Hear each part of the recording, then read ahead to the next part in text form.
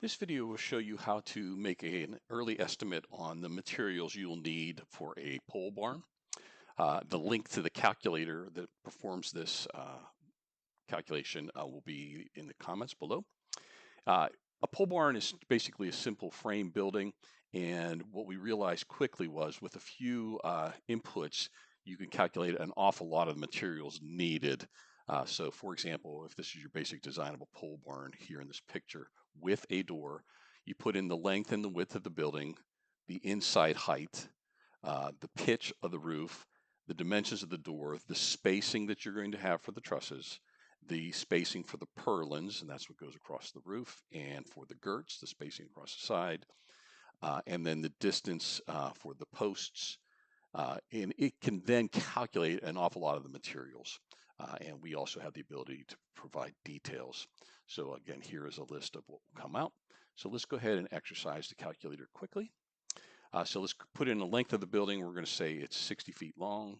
We're going to put in a width of 40 feet, and we're going to have an inside height of 12 feet. Before we do that, let me choose the pitch of the roof. 412 is pretty common, but I'm going to make it a little steeper at 612.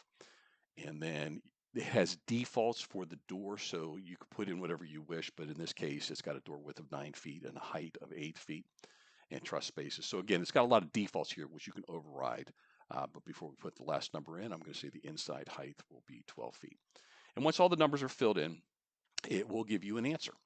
And again, what it'll tell you is the number of trusses, the total area of the roof, very accurate, the length of the roof panels that you will need going up each side, the total linear feet of the 40 roof panels that you'll need, which is here. And then again, it tells you the number of purlins and the number of feet in the gable panels for no door. And then again, it just goes through and provides an awful lot of the material, including the total square feet or feet of all metal needed and linear feet of the panels, and then the cubic yards of concrete. So again, a lot of the details. It's very powerful. And that is without having the full details. And if you click full details, it then will give you the length of the individual panels going up into the gables. So as if everything, if you want to change the units, you can. You can select different units. We'll stick with the English for now. And you can either just take the results right off of this screen, or you can hit share. If you hit share, then it gives you a spec sheet.